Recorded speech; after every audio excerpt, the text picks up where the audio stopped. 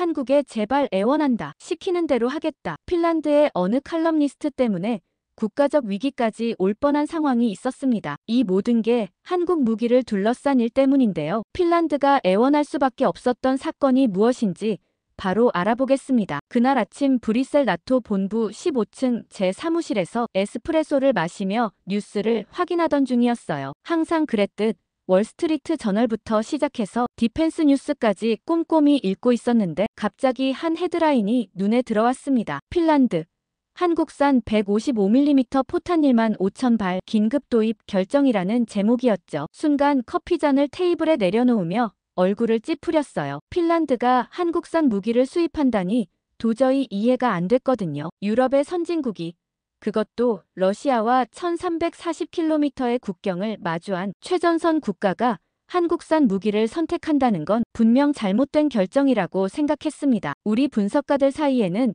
오랫동안 실전 플랫폼이란 개념이 있었어요. 독일과 프랑스로 대표되는 정통 유럽식 화기체계, 미국의 첨단 무기 시스템, 그리고 일본의 정밀 무기 기술이죠. 이게 세계 최고의 표준이었고 저는 이 기준으로 20년 넘게 무기를 평가해왔습니다. 한국은 이 표준에 한참 미치지 못했어요. 기껏해야 기존 기술을 복제하거나 약간 개선하는 정도라고 여겼거든요. 특히 2019년 폴란드가 K9 자주포를 도입했을 때도 저는 매우 회의적이었어요. 가격 때문에 어쩔 수 없이 선택한 차선책이라고 봤죠. 그런데 지금 핀란드까지 같은 실수를 반복하고 있는 거예요. 제 책상 서랍에서 빨간색 볼펜을 꺼내 그 기사에 동그라미를 그었습니다. 이건 나중에 반박 자료로 써먹어야겠다고 생각했어요. 그날 오후 2시 30분 정례 브리핑 회의에서 프랑스 출신 마리 델푸아가 그 뉴스에 대해 물었을 때 저는 주저하지 않고 대답했어요. 진짜 아시아 무기를 도입해야 한다면 일본산이 맞다고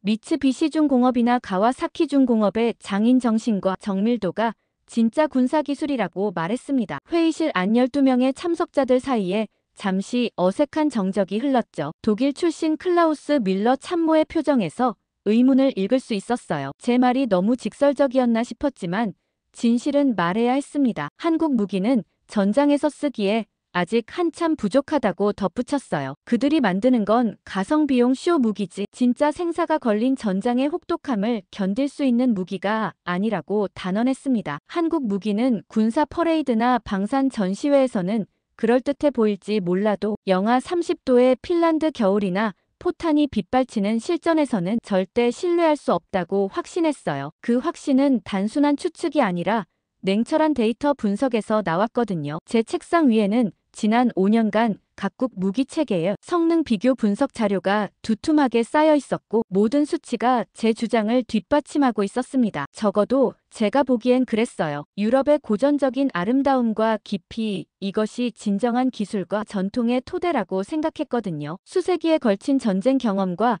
기술 축적이 만들어낸 진짜 무기 철학 말이에요. 나폴레옹 전쟁부터 두 차례 세계대전까지 유럽은 피로 써내려간 군사기술의 교과서였습니다. 물론 아시아의 빠른 경제 성장은 인정하지만 군사기술만큼은 완전히 달랐습니다. 그건 하루아침에 카탈로그 보고 만들어지는 게 아니라 긴 세월의 경험과 뼈아픈 실패에서 우러나오는 거니까요. 특히 한국은 삼성이나 현대 같은 IT 자동차 분야에서는 빠르게 성장했지만 생명이 걸린 군사기술 분야에서는 아직 그들만의 독자적인 설계 철학이나 전투 경험이 부족하다고 봤어요. 회의가 끝난 후 제 발언은 곧바로 나토 내부 주간 보고서 3페이지에 굵은 글씨로 실렸어요. 며칠 후에는 제인스 디펜스 위클리와 디펜스 뉴스 같은 유럽 주요 방산 전문 매체에도 직접 인용됐습니다. 제 사무실 전화는 그 주 내내 하루 종일 쉴 새 없이 울렸어요. 한국 방산업체 관계자들의 항해 전화도 무려 7차례나 있었죠. 그들의 목소리에서 당혹감과 억울함 그리고 분노가 고스란히 느껴졌지만 제 신념은 전혀 흔들리지 않았습니다. 오히려 더 확고해졌어요. 데이터와 22년의 풍부한 실전 경험이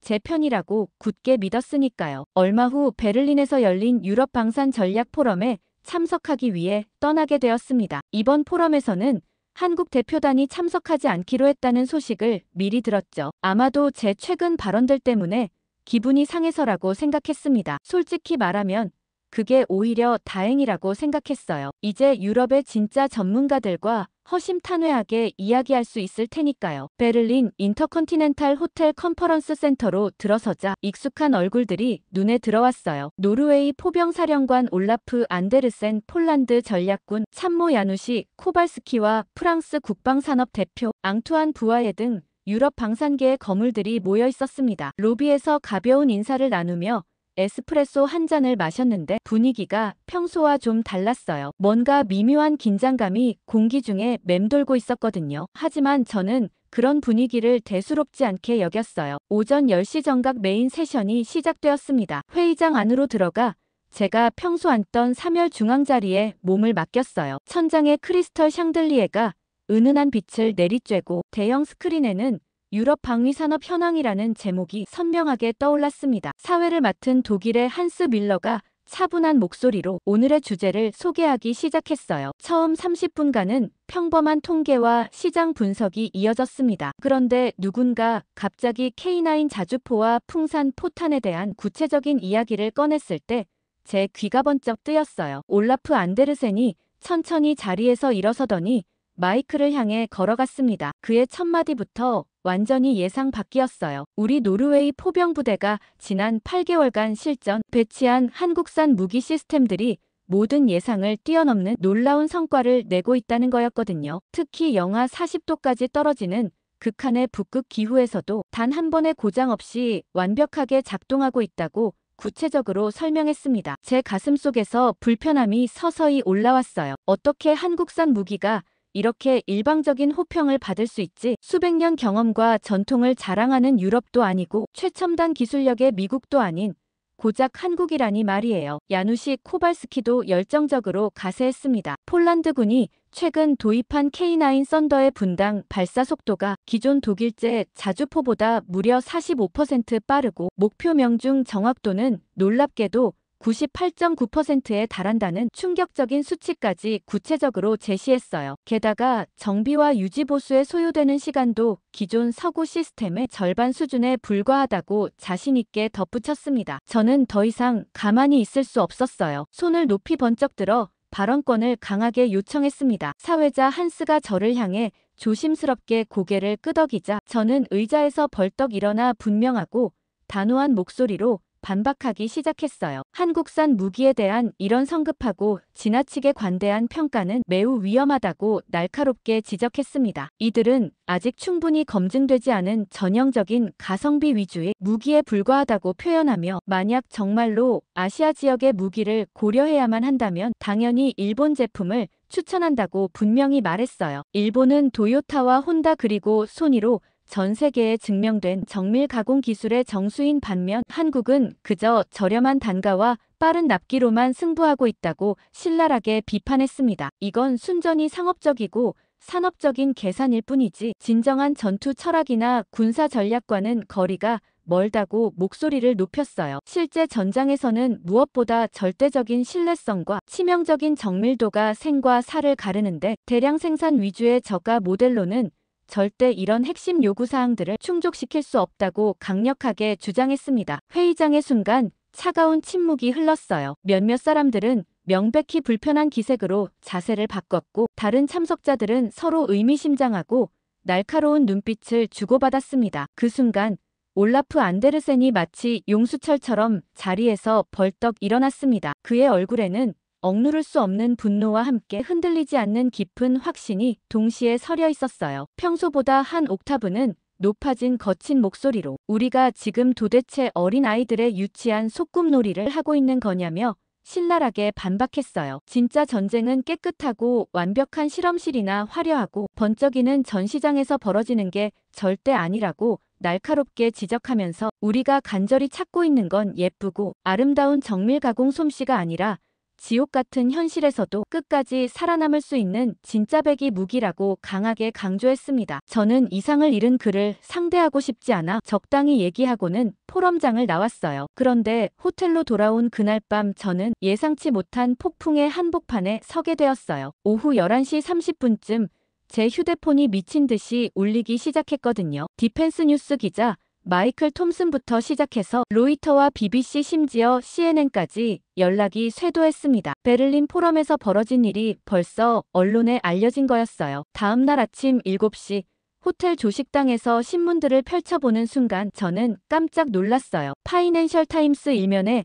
나토 분석관, 한국 무기 가성비 무기라고 폄하라는 헤드라인이 큼지막하게 실려 있었거든요. 제 사진까지 함께 말이에요. 가디언은 더 자극적이었습니다. 서구 오만이 빚은 외교 참사라며 저를 직격으로 비판했어요. 그런데 정작 제가 당황한 건 따로 있었어요. 소셜미디어 반응이었죠. 유명한 군사 유튜브에는 제 발언을 비판하는 영상들이 우후죽순 올라오고 있었습니다. 브뤼셀로 돌아가는 기차 안에서 디펜스 뉴스 기자 마이클 톰슨과 전화 인터뷰를 했어요. 저는 제 입장을 분명히 해야겠다고 생각했거든요. 한국 무기가 나쁘다는 게 아니라 아직 충분히 검증되지 않았다는 뜻이라고 설명했습니다. 특히 극한 상황에서의 신뢰성 데이터가 부족하다고 강조했어요. 하지만 마이클은 계속해서 도발적인 질문들을 던졌습니다. 그럼 노르웨이와 폴란드의 실전 데이터는 어떻게 설명하시겠느냐는 거였죠. 저는 그건 아직 단기간의 제한적인 데이터일 뿐이라고 답했어요. 진짜 검증은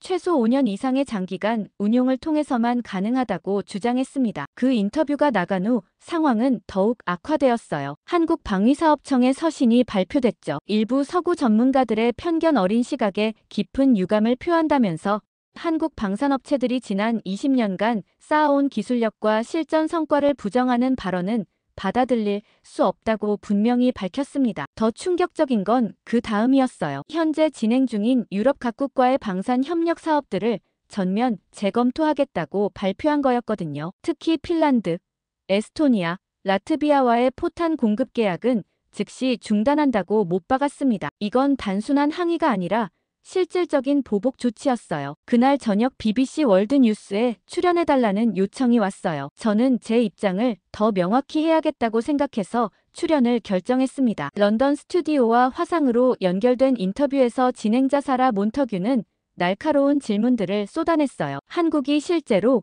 우크라이나에 제공한 포탄들이 뛰어난 성능을 보이고 있다는 현지 보고서들에 대해서는 어떻게 생각하느냐는 거였죠. 저는 그런 보고서들이 정치적으로 각색되었을 가능성이 높다고 답했어요. 실제 전장에서는 다양한 변수들이 있기 때문에 단편적인 성과만으로 전체를 판단하기 어렵다고 설명했습니다. 하지만 사라는 계속 파고들었어요. 그럼 폴란드가 K9 자주포 추가 주문을 결정한 것도 정치적 판단이냐고 물었거든요. 저는 잠시 말문이 막혔어요. 그건 순전히 경제적 이유 때문일 거라고 얼버무렸습니다. 독일이나 프랑스 제품보다 훨씬 저렴하니까 선택한 거라고요. 그런데 인터뷰가 끝나고 나서 더 큰 문제가 터졌어요. 한국의 주요 방산업체들이 공동으로 성명서를 발표한 거였거든요. 서구 일부 전문가들의 근거 없는 폄하에 대해 법적 대응도 검토하겠다는 거였거든요. 더 놀라운 건 이들이 구체적인 성능 데이터를 대거 공개한 것이었어요. K9 자주포의 연속 사격 능력, 풍산 포탄의 명중률, 극한 기후에서의 작동 신뢰성까지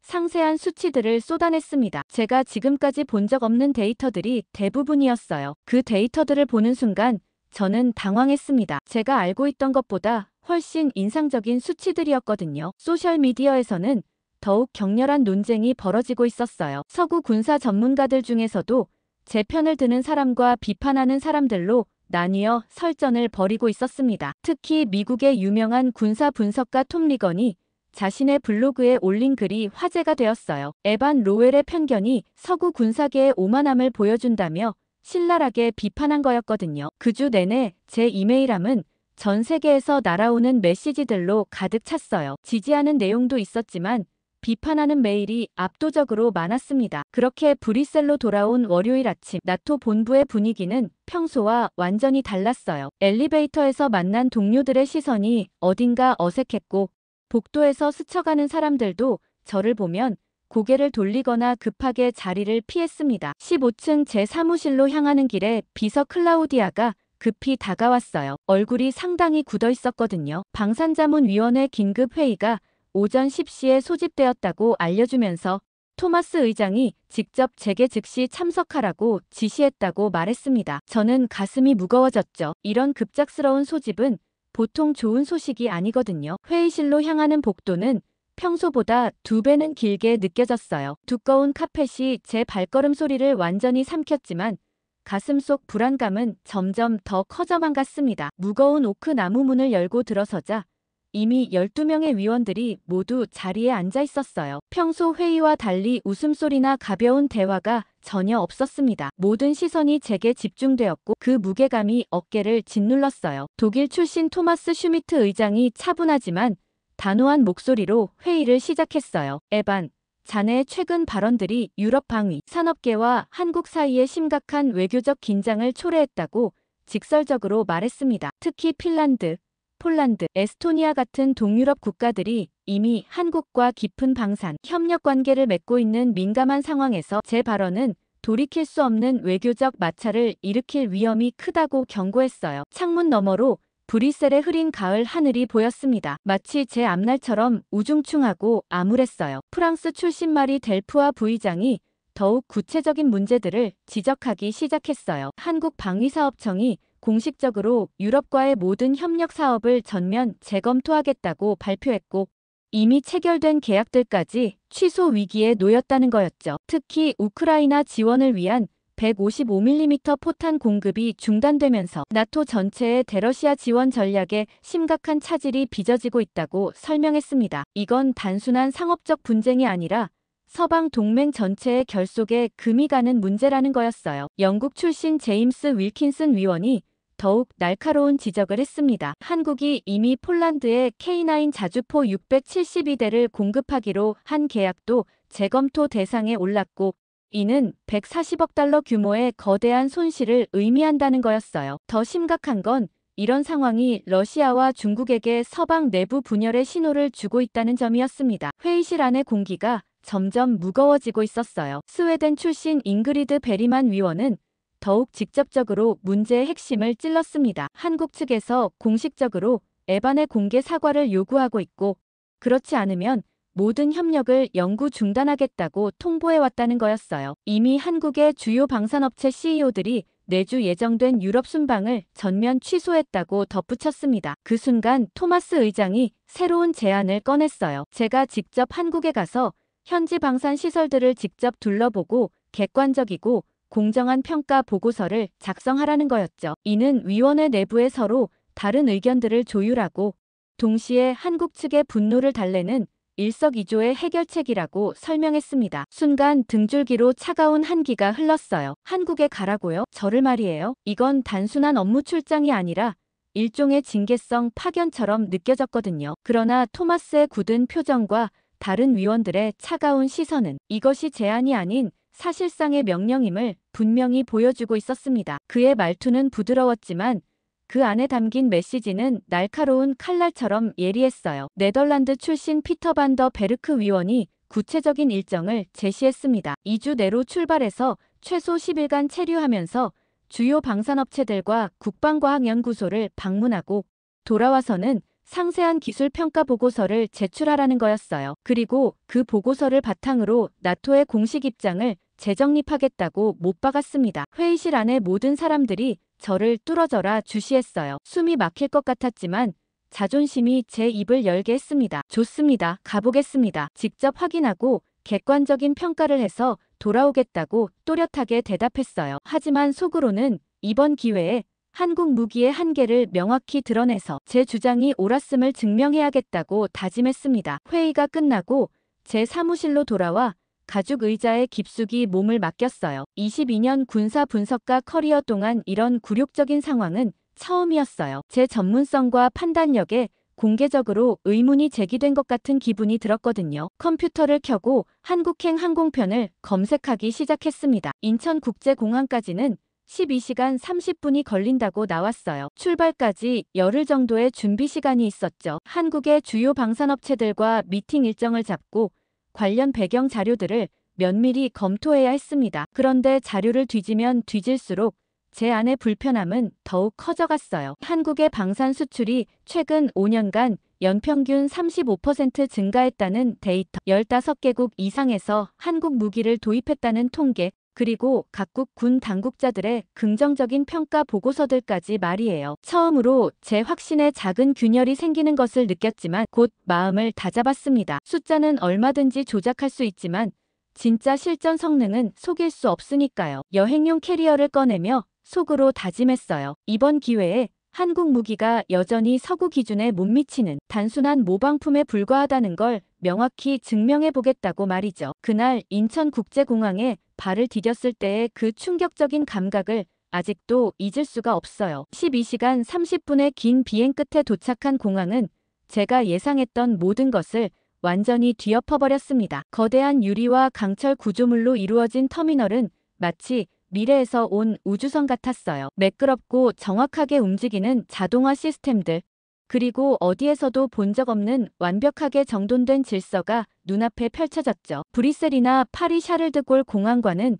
차원이 다른 수준이었어요. 입국 심사대로 향하는 길에서 저는 한국의 놀라운 효율성에 첫 번째 충격을 받았습니다. 브뤼셀이나 런던 히드로에서라면 최소 1시간 반은 기다려야 할 입국 절차가 불과 12분 만에 깔끔하게 끝났거든요. 지문 인식과 안면 인식이 완벽하게 통합된 첨단 시스템이 정말 인상적이었어요. 심사관은 필요한 질문만 간결하고 정확하게 던지고는 제 여권에 깔끔하게 도장을 찍어주었습니다. 영어도 상당히 유창했고요. 공항 밖으로 나서자 택시들과 버스들이 질서정연하게 움직이는 모습이 시야에 들어왔어요. 그런데 가장 놀라운 건 따로 있었습니다. 서울로 향하는 공항철도를 탔을 때 그 정확성이 정말 경이로웠거든요. 스마트폰 앱에 표시된 도착시간과 실제 도착시간의 차이가 고작 15초에 불과했어요. 베를린에서는 5분만 지연돼도 다행이라고 생각하던 제게는 완전한 문화적 충격이었습니다. 기차 안에서 창밖으로 지나가는 풍경을 바라보며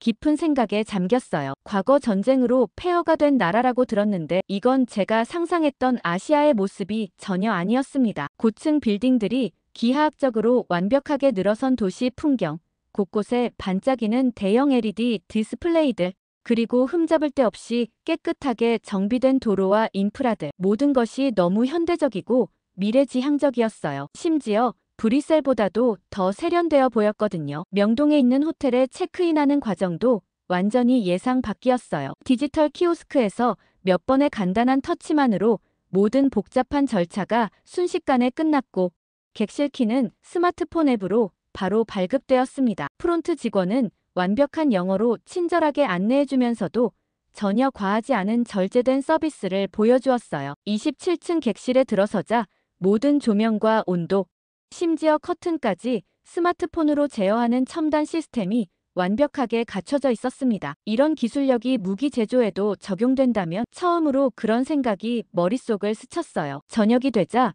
숨을 돌릴 겸 호텔 주변을 천천히 산책해보기로 했습니다. 밤 9시가 넘은 시간임에도 명동거리는 여전히 활기와 에너지로 넘쳐났어요. 사람들은 목적의식이 뚜렷한 빠른 걸음으로 각자의 목적지를 향해 움직였고 24시간 운영되는 편의점과 상점들이 거리 곳곳에 즐비했습니다. 브뤼셀이나 베를린에서는 이 시간이면 대부분의 상점들이 문을 닫고 거리가 한산해지는데 말이에요. 한 젊은 직장인이 스마트폰으로 공유 자전거를 대여하는 장면이 눈에 들어왔어요. QR코드 스캔 한 번으로 자전거 잠금 장치가 즉시 해제되고 그는 곧 어둠 속으로 사라져갔습니다. 모든 것이 빠르고 효율적이면서도 자연스러웠어요. 지하철 입구에서 수많은 사람들이 카드 하나로 개찰구를 통과하는 모습도 인상적이었어요. 서울 지하철 노선도를 보니 총 23개 노선에 700개가 넘는 역이 거미줄처럼 연결되어 있었습니다. 이런 복잡한 시스템이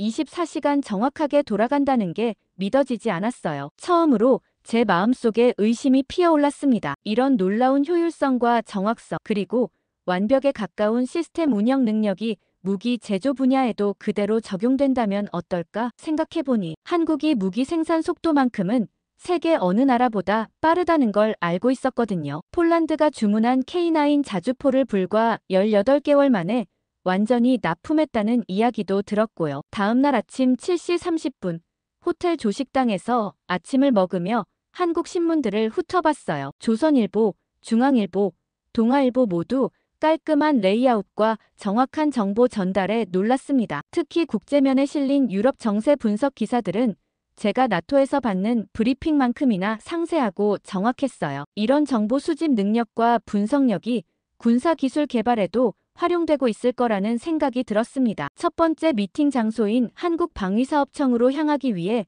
택시를 탔을 때도 또 한 번 놀랐어요. 운전기사는 최신 내비게이션 시스템을 완벽하게 활용해서 정확한 최단 경로로 목적지를 향해 달렸습니다. 창밖으로 빠르게 지나가는 서울의 도시 풍경을 보며 생각했어요. 이런 체계적이고 효율적인 도시를 만든 나라가 과연 조잡하고 저급한 무기만 만들 수 있을까? 이곳에서 제 오랜 선입견이 처음으로 흔들리기 시작할 줄은 꿈에도 몰랐습니다. 한국방위사업청 12층 회의실에서 처음 만난 사람은 기술개발본부장 김민준이었어요. 40대 중반쯤 되어 보이는 그는 검은색 정장을 단정하게 차려입고 있었는데 첫인상부터 예상과 달랐습니다. 제가 상상했던 관료적이고 경직된 모습이 아니라 차분하면서도 예리한 지성이 느껴지는 분이었거든요. 악수를 나누며 그의 단단한 손을 느꼈을 때 이 사람이 단순한 관료가 아니라 현장을 아는 진짜 전문가라는 걸 직감적으로 알 수 있었어요. 김민준은 유창한 영어로 저를 환영한다고 말했지만 그의 눈빛에서는 미묘한 경계심이 느껴졌습니다. 당연한 일이었죠. 제가 최근 몇 달간 한국 무기에 대해 어떤 발언들을 했는지 그도 다 알고 있을 테니까요. 회의실 한쪽 벽에는 한국 방산업체들의 해외 수출 현황을 보여주는 대형 모니터가 걸려 있었어요. 폴란드, 노르웨이, 핀란드, 호주, 인도 등 15개국에 이르는 수출 실적이 한눈에 들어왔습니다. 김민준이 차분한 목소리로 설명을 시작했어요. 로웰 박사님이 우리 무기 시스템에 대해 궁금해하신다고 들었습니다만 솔직히 최근 상황을 고려할 때 이런 자리가 마련된 것 자체가 기적이라고 말했습니다. 그의 말투는 정중했지만 그 안에 담긴 날카로움을 느낄 수 있었어요. 저는 당황했지만 최대한 침착하게 대답했습니다. 제가 온 이유는 객관적이고 공정한 평가를 위해서라고 개인적인 감정이나 선입견은 배제하고 순수하게 기술적인 관점에서 접근하고 싶다고 말했어요. 김민준은 잠시 저를 바라보더니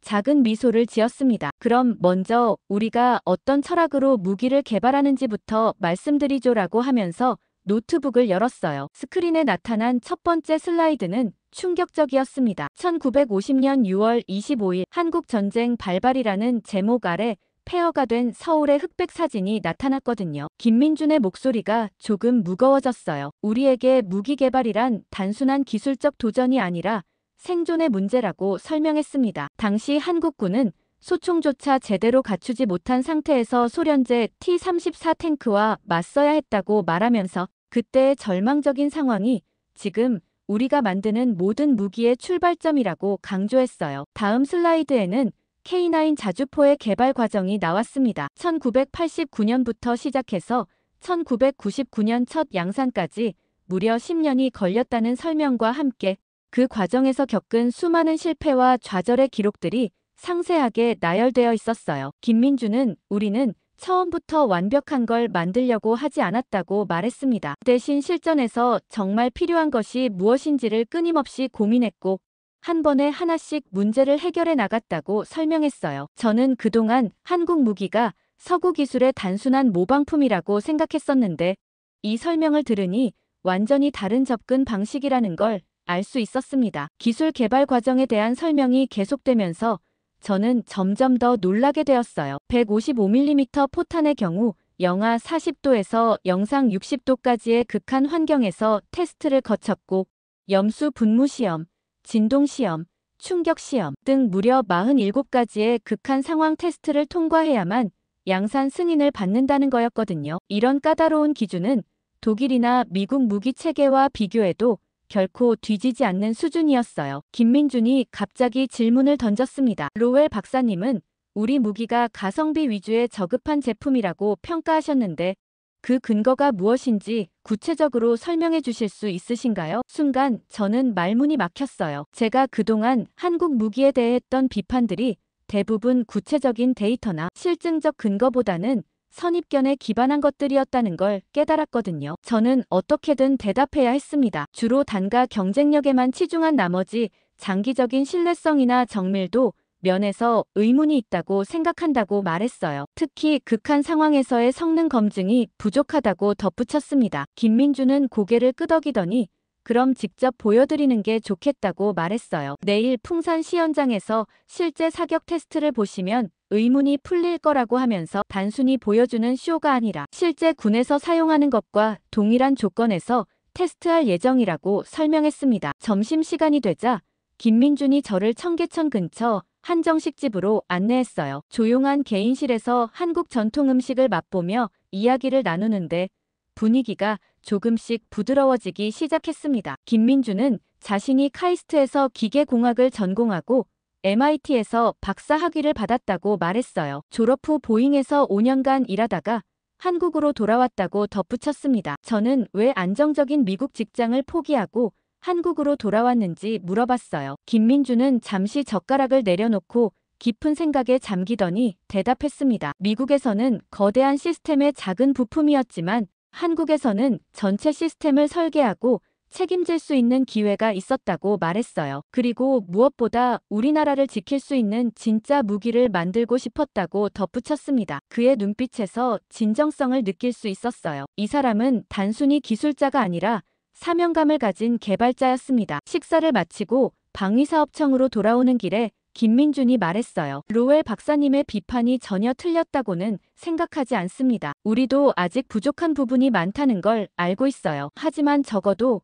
우리가 얼마나 진지하게 이 일에 임하고 있는지는 내일 직접 확인하실 수 있을 거라고 말했습니다. 그날 저녁 호텔로 돌아와서 김민준과의 대화를 곰곰이 되새겨봤어요. 제가 지금까지 만난 어떤 서구 엔지니어들보다도 깊이 있고 진정성 있는 접근을 보여준 것 같았거든요. 다음 날 아침 8시 경기도 안산에 위치한 풍산 시연장으로 향하는 길은 서울의 번화가와는 완전히 다른 풍경이었어요. 도시의 화려함이 서서히 물러나고 푸른 산들과 넓은 들판이 모습을 드러냈습니다. 김민준이 운전하는 검은색 제네시스 안에서 저는 창밖 풍경에 집중하려고 했지만 솔직히 긴장감을 감출 수 없었어요. 이 평화로운 농촌 지역에서 정말 세계적 수준의 화포 시스템이 만들어지고 있다는 게 여전히 믿어지지 않았거든요. 시연장 입구에서 철저한 보안 검색을 받은 후 우리는 넓은 시연장으로 안내되었어요. 그 순간 제 앞에 나타난 광경은 군사 분석가로서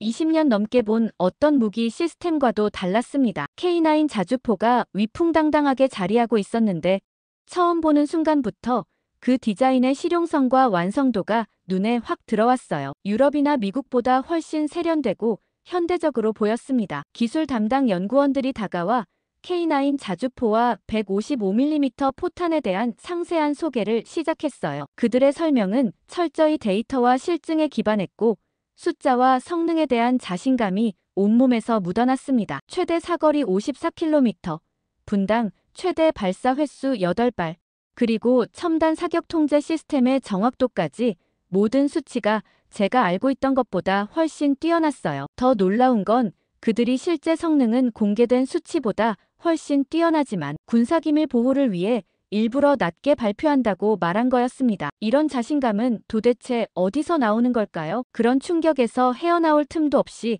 바로 실제 시연이 시작되었습니다. K9 자주포가 움직이는 모습은 마치 거대한 맹수가 사냥감을 노리는 것 같았어요. 55톤이라는 무게를 전혀 느낄 수 없을 정도로 민첩했고 자동 장전 시스템은 놀라울 정도로 정확하고 빨랐습니다. 포탄을 장전하는 로봇 팔의 움직임은 마치 정밀한 수술용 로봇을 보는 것 같았어요. 드디어 사격이 시작되자 대지를 울리는 엄청난 포성이 시연장 전체에 울려 퍼졌어요. 47km 떨어진 목표물을 향해 날아간 155mm 포탄은 정확히 지정된 지점에 오차 범위 2m 이내로 명중했습니다. 하지만 정말 충격적인 건 그 다음에 벌어진 일이었어요. 연속 사격 시연에서 6발의 포탄이 서로 다른 각도와 시간차를 두고 발사되어 모두 정확히 같은 순간에 목표물에 동시 착탄하는 MRSI 기술을 직접 목격한 거였습니다. 이건 제가 독일이나 미국의 최신 자주포에서도 보기 힘든 수준의 정밀도와 기술력이었어요. 47km 밖의 목표물을 동시에 6발이나 정확히 타격하는 모습에 저는 할 말을 잃었습니다. GPS 유도 시스템, 자동탄도 보정 메커니즘, 그리고 무엇보다 놀라운 명중 정확도까지 그동안 제가 가졌던 싸구려 가성비 무기라는 인식이 완전히 박살나는 순간이었어요. 시연이 끝나고 한 연구원이 저에게 천천히 다가왔습니다. 60대 중반쯤 되어 보이는 그는 조용하고 차분한 목소리로 한국의 무기 개발 철학에 대해 설명하기 시작했어요. 우리에게 무기란 단순한 군사 장비가 아니라 민족의 생존과 직결된 문제라고 말했습니다. 6.25 전쟁 때 총알과 포탄이 없어서 맨손으로 적과 싸워야 했던 아픈 역사 때문에 정확함과 신뢰성이 우리에게는 선택이 아닌 필수라고 설명했어요. 포탄 제조 공장으로 이동하는 동안 제 머릿속은 복잡한 생각들로 가득 찼어요. 이곳에서 본 무기 체계는 단순한 복제품이나 개량품이 전혀 아니었습니다. 철저히 한국의 필요와 상황에 맞게 설계된 완전히 독자적인 기술력의 결정체였어요. 게다가 공장 내부는 독일의 크라우스 마이너스마 파이나 프랑스의 넥스터보다도 더 첨단화된 자동화 시스템으로 가득했습니다. 정밀한 로봇 팔들이 나노미터 단위의 정확도로 포탄을 조립하는 모습, 끊임없이 품질을 검사하고 측정하는 과정들이 정말 인상적이었어요. 제가 본 것은 단순한 기술이 아니었습니다. 그것은 국가의 생존과 안보를 위한 절실함, 과거의 상처에서 배운 뼈아픈 교훈, 그리고 미래 세대를 지키겠다는 확고한 약속이 고스란히 담긴 결과물이었어요. 시연장을 떠나며 연구원 중 한 명이 저에게 씁쓸한 미소를 지으며 말했습니다. 로웰 박사님 덕분에 지금 저희는 유럽 수출이 상당히 어려워진 상황입니다만 그래도 이렇게 직접 보여드릴 기회가 생겨서 다행이라고 생각합니다. 그 말에 저는 얼굴이 화끈거리는 걸 느꼈어요. 제 경솔한 발언들이 실제로 이들에게 얼마나 큰 피해를 주었는지 처음으로 실감하게 된 순간이었습니다. 그날 밤 호텔로 돌아와서 저는 더 이상 제 마음속에 남아있던 의심을 부정할 수 없었어요. 한국의 무기 체계는 실전에서 충분히 검증된 세계 최고 수준의 기술이었습니다. 그리고 그 기술 뒤에는 단순한 상업적 계산이 아닌 한 민족의 생존 의지와 역사적 사명감이 깊이 새겨져 있었어요. 다음 날 오전, 김민준이 특별한 곳에 가보자며 저를 용산구에 있는 전쟁기념관으로 안내했어요. 처음에는 왜 갑자기 박물관에 가는지 이해할 수 없었는데 그의 진지한 표정을 보니 뭔가 중요한 이유가 있을 것 같았습니다. 기념관에 들어서자 거대한 홀 중앙에 6.25 전쟁 당시의 장면을 재현한 디오라마가 눈에 들어왔어요. 북한군의 소련제 탱크 앞에서 수류탄을 들고 서 있는 한국 병사의 모습이었는데 그 절망적인 상황이 너무나 생생하게 표현되어 있었습니다. 김민준이 차분하고 조용한 목소리로 설명하기 시작했어요. 1950년 6월 25일 새벽 4시 북한군이 38선을 넘어 남침했을 때 한국군은 제대로 된 대전차 무기가 거의 없었다고 말했습니다. 2.36인치 바주카포 몇 정이 전부였고 이마저도 T-34 탱크의 두꺼운 장갑을 뚫을 수 없었다고 설명했어요. 미군도 일본에서 급히 파견되었지만 초기 2달간은 속수무책이었고 한국 병사들은 말 그대로 맨몸으로 철갑 탱크와 싸워야 했다고 덧붙였습니다. 전시관을 차근차근 둘러보며 저는 점점 더 충격적인 사실들을 알게 되었어요. 한국군이 사용한 무기 대부분이 일제강점기나 2차 대전 때 쓰던 구식 소총들이었고 포탄은 항상 절대적으로 부족했다는 거였어요. 미군의 지원이 있었지만 보급선이 태평양을 건너야 했기 때문에 항상 탄약 부족에 시달렸다고 했습니다. 특히 중공군이 30만 대군으로 개입한 후에는 상황이 더욱 절망적이 되었다고 덧붙였어요. 그때 김민준이 저를 별도의 특별 전시실로 조심스럽게 안내했습니다. 그곳에는 6.25 전쟁 참전 용사들의 생생한 증언을 담은 영상들이 끊임없이 재생되고 있었어요. 그 중에서도 특히 제 가슴을 울린 건 김상철이라는 분의 절절한 증언이었습니다. 당시 겨우 19살이었던 그는 낙동강 방어선에서 90일간 싸웠는데 포탄이 떨어져서 하루에 소총탄 단 10발만 지급받았다고 했어요. 그 10발로 24시간을 버텨야 했고 밤에는 총검으로만 적과 맞서야 했다는 거였죠. 그의 주름진 얼굴에서 70년이 지난 지금도 눈물이 흘러내리는 모습을 보며 저는 가슴이 먹먹해졌습니다. 다음으로 만난 분은 박영수라는 포병 출신 참전 용사였어요. 86세의 고령임에도 정정한 그는 직접 저희와 30분간 긴 대화를 나눠주었습니다. 당시 105mm 곡사포를 운용했다는 그는 포탄 부족이 얼마나 심각했는지 생생한 경험담을 들려주었어요. 좋은 날에는 하루에 20발, 나쁜 날에는 5발도 쏘지 못할 때가 많았고 중공군이 파도처럼 몰려와도 포탄이 없어서 그냥 절망적으로 바라만 봐야 했던 지옥 같은 날들이 있었다고 떨리는 목소리로 회상했습니다. 특히 중공군의 무자비한 인해 전술 앞에서 포탄 한 발 한 발이 전우들의 생명과 직결되었기 때문에 얼마나 소중했는지 지금도 생생하다고 눈물을 흘리며 말씀해 주었어요. 박영수 할아버지가 제 두 손을 꼭 잡으며 하신 말씀이 지금도 생생하게 기억납니다. 젊은이, 우리가 그때 지금 같은 정확하고 강력한 무기가 있었다면 얼마나 많은 소중한 전우들이 고향으로 살아서 돌아갈 수 있었을까 생각해 본 적 있나? 그 간절한 말씀에 저는 완전히 할 말을 잃었어요. 제가 그동안 한국 무기를 평가할 때 단순히 기술적 성능이나 경제적 효율성, 그리고 가격 경쟁력만 따져봤지 그 뒤에 숨겨진 뼈아픈 역사적 상처나 절실한 생존 의지는 전혀 고려하지 않았다는 걸 뼈저리게 깨달았거든요. 오후에는 경기도 포천에 있는 6.25 전쟁 최대 격전지 중 하나를 방문했어요. 백마고지 근처의 한 작은 산골 마을에서 우리는 전쟁 당시 끔찍한 민간인 피해를 겪었던 분들을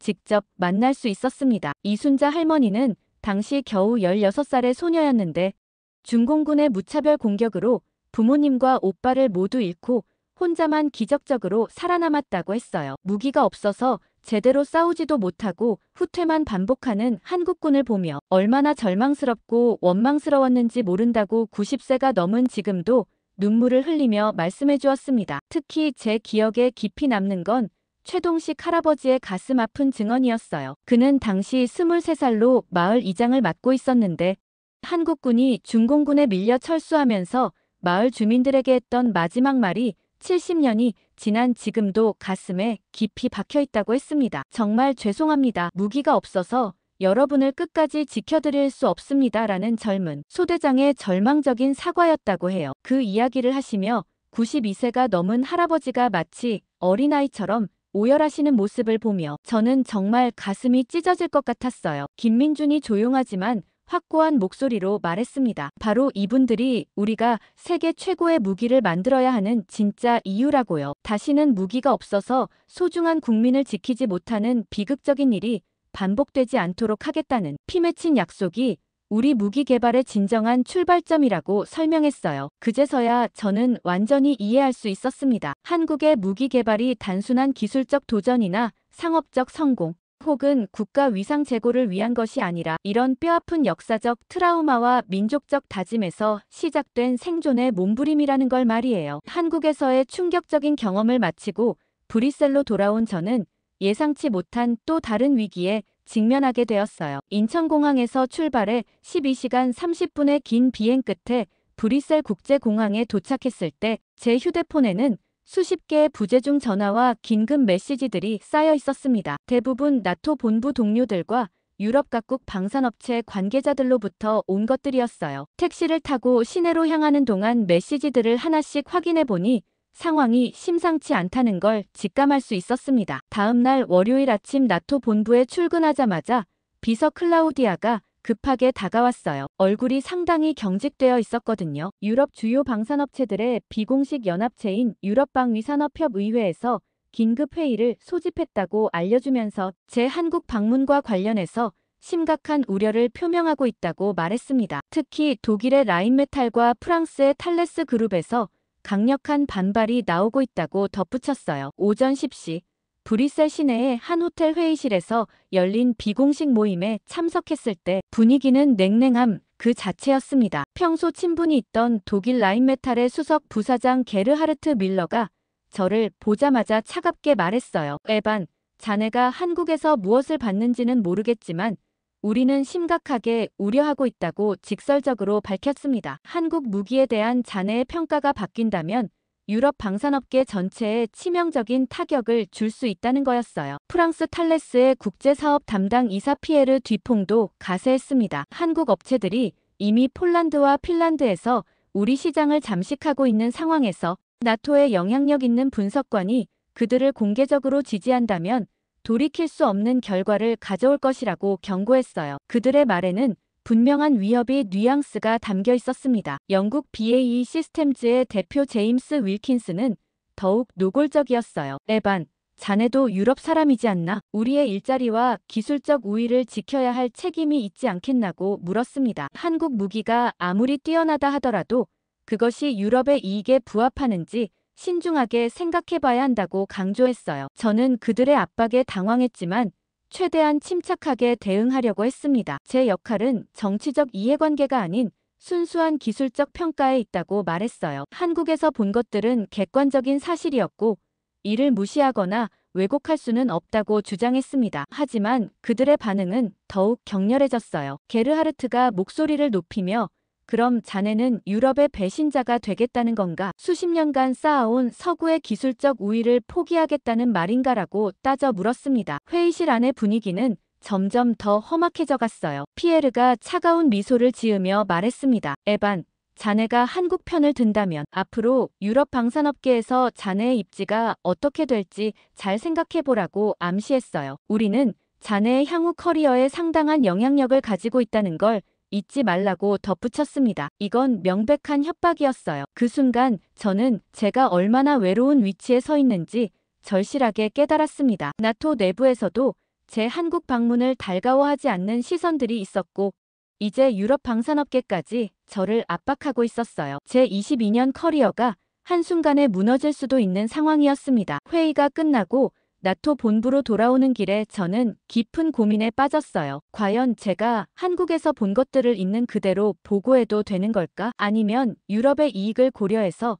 적당히 타협해야 하는 걸까? 사무실에 앉아 한국에서 찍어온 사진들을 다시 보며 생각했습니다. 그날 오후 토마스 의장이 제 사무실로 찾아왔습니다. 그의 표정은 평소보다 훨씬 진지했어요. 에반, 자네의 한국 방문이 여러 방면에서 파장을 일으키고 있다고 조심스럽게 말했습니다. 보고서 작성에 신중을 기해달라는 요청이었지만 그 안에 담긴 압박의 의미를 충분히 알 수 있었어요. 그 주 내내 저는 극심한 스트레스에 시달렸습니다. 밤잠을 제대로 이루지 못했고 식욕도 완전히 사라졌어요. 한편으로는 한국에서 본 진실을 알리고 싶었지만 다른 한편으로는 제 미래와 가족의 생계를 걱정하지 않을 수 없었습니다. 목요일 저녁 집에서 혼자 맥주를 마시며 창밖을 바라보고 있을 때 아내 소피아가 다가왔어요. 당신 요즘 너무 힘들어 보인다며 무슨 일인지 물어봤습니다. 저는 모든 상황을 털어놓았어요. 한국에서 본 것들, 유럽 업체들의 압박, 그리고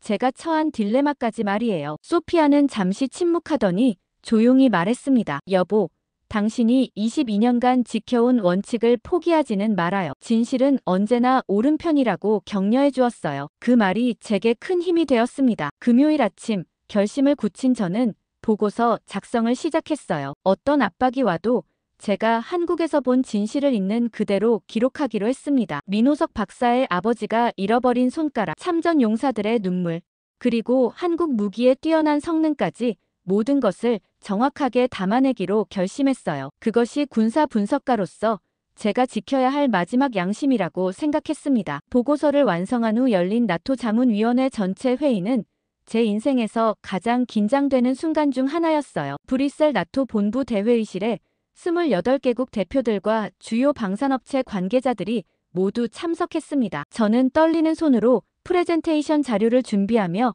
마지막으로 마음을 다잡았어요. 발표를 시작하기 전 잠시 침묵이 흘렀고 모든 시선이 저에게 쏠렸습니다. 저는 깊게 숨을 들이마시고 가장 먼저 제가 완전히 틀렸음을 솔직하게 인정했어요. 한국 무기 체계는 제가 그동안 폄하했던 단순한 싸구려 가성비 무기가 전혀 아니라 실전에서 완벽하게 입증된 21세기 첨단 기술의 결정체라고 분명하게 밝혔습니다. 프레젠테이션이 진행되는 동안 회의실의 분위기가 시시각각 변화하는 것을 생생하게 느낄 수 있었어요. 처음에는 의심과 불신의 표정이었다가 점차 놀라움으로 그리고 마침내 이해와 수용으로 바뀌어 갔습니다. 특히 K9 자주포와 155mm 포탄의 압도적인 성능 데이터를 상세히 보여줄 때 참석한 위원들은 입을 다물지 못하며 놀라움을 감추지 못했어요. 54km 사거리, 분당 8발 연사 능력, 그리고 98.9% 명중률까지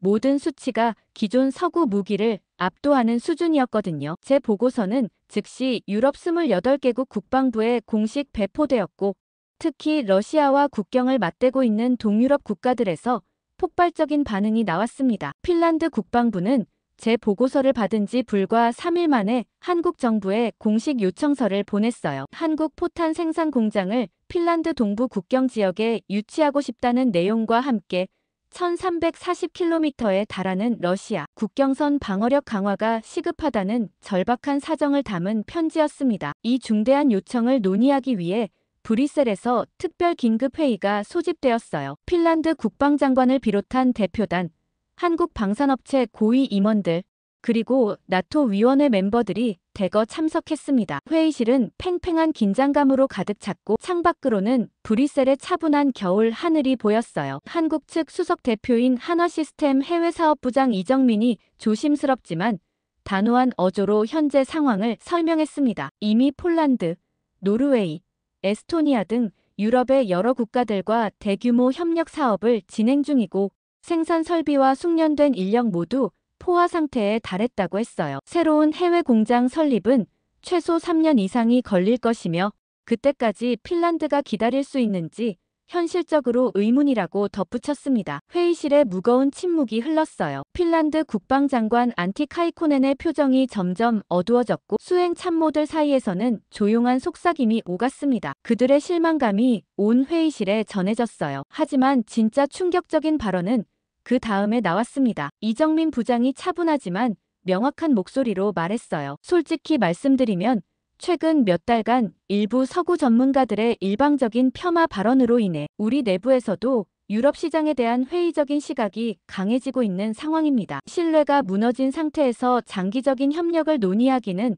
어렵다는 게 본사의 입장이라고 분명히 밝혔습니다. 이 말에 회의실 분위기가 급격히 냉각되었어요. 핀란드 대표단의 얼굴이 일제히 굳어졌고 다른 참석자들도 당황한 기색을 감추지 못했습니다. 저는 제 가슴이 철렁 내려앉는 것을 느꼈어요. 제 경솔한 발언들이 이런 심각한 결과를 가져올 줄은 꿈에도 몰랐거든요. 회의가 별다른 성과 없이 마무리된 후 저는 이정민 부장에게 개인적으로 면담을 요청했습니다. 호텔 로비의 조용한 구석에서 우리는 30분간 진솔한 대화를 나눴어요. 저는 진심으로 사과하며 제 발언이 얼마나 잘못되었는지 깊이 반성하고 있다고 말했습니다. 이정민 부장은 침착한 표정으로 저의 사과를 들어주었지만 그의 다음 말은 정말 뼈아팠어요. 로웰 박사님의 개인적인 사과는 감사하지만 이미 한국 내 여론이 상당히 악화된 상태라고 설명했습니다. 그 주 금요일 저는 한국 대사관을 통해 서울 재방문을 공식 요청했습니다. 이번에는